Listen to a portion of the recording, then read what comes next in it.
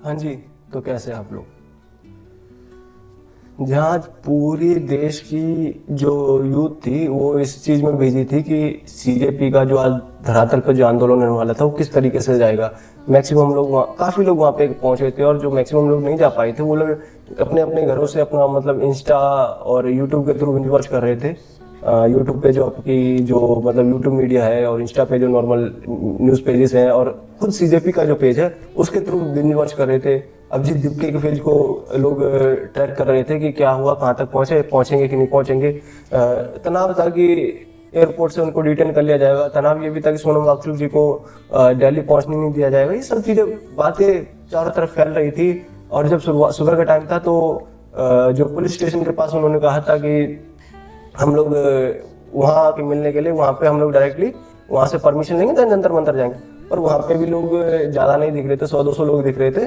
तो चीज़ें आ रही थी कि ये आंदोलन शायद धरातल पर फेल हो जाएगा। पर वो सब चीज़ से अलग हटके जब दीप्ति जी इंडिया लैंड होते हैं तो उनको डायरेक्टली एयरपोर्ट पे ही उनको प्रॉपर जो मिल जाती है, परमिशन मिल जाती है। डायरेक्टली एयरपोर्ट पे उनको परमिशन मिल जाती है, क्योंकि उन्हें उस बीच जो उनके पार्टी के जो प्रवक्ता थे सौरभ दास जी, वो ऑलरेडी जा चुके थे थाने में, और वहां पर उन्होंने अर्जी दे दी थी। तो एयरपोर्ट पे उनको पुलिस की जो टीम होती है वो उनको कहती है कि आपको परमिशन मिल चुकी है, और वहां से फिर वो डायरेक्टली जंतर मंतर पहुंचते हैं और लोगों को भी डायरेक्टली जंतर मंतर पहुंचने के लिए बोलते हैं। उनका प्रदर्शन स्टार्ट होता है, बहुत अच्छे से भीड़ आना स्टार्ट हो जाती है, भीड़ बढ़ के आती है, लोग काफी ज्यादा आते हैं, काफी अच्छा प्रदर्शन होता है। मंच बनाना पड़ जाता है, इतनी भीड़ होती है कि नॉर्मल देख नहीं पाते, तो मंच बनाना पड़ जाता है उनको, और मंच से संबोधित करते हैं लोगों को। फिर भी बहुत ज्यादा भीड़ होती है, पानी नहीं होता पीने का, सब लोग अपने अपने किराए से आए होते हैं, पीने का पानी नहीं होता, तो लोग आपस में पानी शेयर करके पी रहे होते हैं। और अलग अलग तरीके की मतलब क्रिएटिव डिजाइन के पोस्टर बना के लाते हैं, क्रिएटिविटी दिखती है लोगों की वहाँ पे।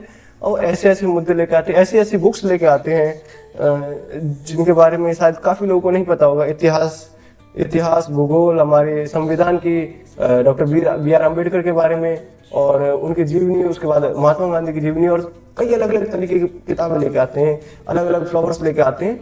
और उसके बाद लगभग दोपहर के समय पे सोनम वांगचुक जो है वो भी वहाँ पे आते हैं, और वो भी उस पूरे आंदोलन को संबोधित करते हैं, दीपिका की तारीफ करते हैं लोग। और सारे कोकरोच जनता पार्टी के जो मेंबर्स जो मतलब आंदोलन में शामिल हुए थे उनकी तारीफ करते हैं। वो कहते हैं कि जंतर मंतर पे अरसे के बाद उन्होंने इस तरीके का एक समृद्ध आंदोलन देखा है इंडिया में। चीजें चल रही होती हैं, अच्छे तरीके से आंदोलन समाप्त होता है। आंदोलन के एंड में जो सीजेपी है वो उनको, कांग्रेस जनता पार्टी जो है उनके प्रवक्ता के द्वारा कहा जाता है कि धर्मेंद्र प्रधान को और नरेंद्र मोदी जी को 7 दिन का समय दिया जाता है, या तो वो खुद रिजाइन करें या नरेंद्र मोदी उनको अपनी कैबिनेट से बर्खास्त करें। ये सब चीज हो रही होती है, अच्छे तरीके से उनका आंदोलन सम्मिलित होता है आज का। पर उसके बाद दूसरी तरफ से एक अलग ही खबर सामने आती है कि जो यूट्यूब वाले स्टार टीचर वर्सेस जो न्यूज एंकर का जो केस चल रहा था सोशल मीडिया पे, उसमें अंजना ओम कश्यप जी जो है वो और अपना इंडिया टुडे ग्रुप दोनों मिलकर यूट्यूब के कुछ 8 टीचर्स के ऊपर कोर्ट में जाके मानहानि का मुकदमा दायर करते हैं। उन 8 टीचरों में से खान सर, अविनाश सर और बाकी के 6 टीचर्स होते हैं। अब बात ये आती है कि ठीक है, मुकदमा तो जो दायर हुआ सो हुआ। इस मुकदमे में कहा जाता है कि इन लोगों की वजह से उनकी जो पर्सनल और प्रोफेशनल लाइफ वो खराब हुई है, उनका जो प्रोफेशनल बहुत ज्यादा लॉस हुआ उनका और उनके चैनल का। तो इस वजह से वो लोग जो लगभग 2 करोड़ का मानहानि का केस दायर करते हैं। उनके पॉइंट क्या थे, उनके जो पॉइंट्स थे, मैंने उनके वकील के जो पॉइंट्स थे वो मैंने इसमें लिखे हुए हैं, वो मैं आपको एक बार पढ़ के सुना देता हूँ। पॉइंट नंबर 1, सोशल मीडिया और डिजिटल प्लेटफॉर्म पर जो नेगेटिविटी फैलाई गई है उनके खिलाफ, उनसे उनकी पर्सनल और प्रोफेशनल छवि डैमेज हो रही है। पॉइंट नंबर 2, ये सामान्य बात व आलोचना से नहीं बल्कि उनके चरित्र पे हमले और सवाल किए गए। पॉइंट नंबर 3, 29/3/2026 को टीवी विवाद में नॉर्मल सार्वजनिक टिप्पणी की गई थी, उसे इन लोगों ने पर्सनल लिया, मतलब किसी का नाम उन्होंने लिया था, एक नॉर्मल सार्वजनिक टिप्पणी थी। पॉइंट नंबर 4, 30/5/2026 से 30/5/2026 से 4/6/2026 तक उन्हें सोशल मीडिया पे वीडियो बनाकर उनको ट्रोल किया गया, उनको बदनाम किया गया। अलग अलग तरीके से सोशल मीडिया प्लेटफॉर्म पर उनके खिलाफ वीडियोस फैलाई गई और पोस्ट करे गए। एक पर्सन ने उनकी बेटी और उनकी फैमिली को भी इसमें शामिल किया, और जिससे उनका कोई लेना देना नहीं है, मतलब उनकी पर्सनल डिटेल्स इसमें वो सामने लेकर आए। पॉइंट नंबर 6, हाँ, यही है कि उनकी निजी जानकारी को साझा किया गया है, जो कि उनके लिए और उनकी फैमिली के लिए एक खतरे का विषय है।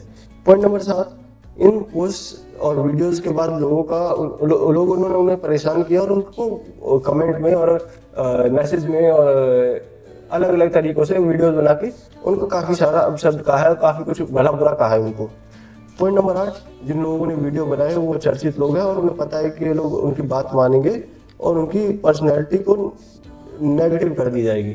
मतलब कि उनकी यानी अंजना ओम कश्यप की पर्सनैलिटी को नेगेटिव कर दी जाएगी। पॉइंट नंबर 9 जो है, शुरू से ही कही गई बातों को कई लोगों ने और प्लेटफॉर्म पर फैलाई गई। मतलब कि शुरू से ही जो उन्होंने जो है उन लोगों ने अपनी बातों को बहुत सारे लोगों के थ्रू अलग अलग प्लेटफॉर्म मीडिया पे फैलाया है। पॉइंट नंबर 9, उसके बाद जो अपना पॉइंट नंबर 9 है उसमें उन्होंने कहा टीचर्स ने झूठी बातें फैलाई जिससे उनकी छवि खराब हुई। टीचर्स ने जो भी बातें फैलाई वो मतलब सच नहीं है, उनसे उनकी प्रोफेशनल छवि खराब होती है। पॉइंट नंबर 10, इन सब चीज़ों से उनकी सम्मान और लोगों का भरोसा उनसे टूटता गया है और अभी भी ये जारी है कि वो सामग्री अभी भी इंटरनेट पर अवेलेबल है। उसके बाद है पॉइंट नंबर 12, इन सब बातों के कारण वो कोर्ट में आया, कोर्ट से वो अपना मतलब कंसर्न चाहते हैं कि वो सारी वीडियोस जो और फुटेज जो उनको टेक डाउन किया जाए और कोर्ट के निगरानी में उसको सहेज के रखा जाए। और उन्होंने इसके लिए 2,10,000 की कोर्ट की जो फीस होती है वो भी भर दी गई है। हालांकि अभी तक ये जो टॉपिक था ये एक नॉर्मल विवाद का टॉपिक था, तो हमने उसे उस तरीके से कवर किया। अभी ये टॉपिक जो है ये एक केस की तरह कोर्ट में जा चुका है, तो अभी इसे उस तरीके से मैंने सिर्फ आपको न्यूज में बताया। अब ये कितना सही है कितना गलत है ये तो कोर्ट डिसाइड करेगा और आप लोग डिसाइड करेंगे। मेरा काम था आप लोगों तक बताने का।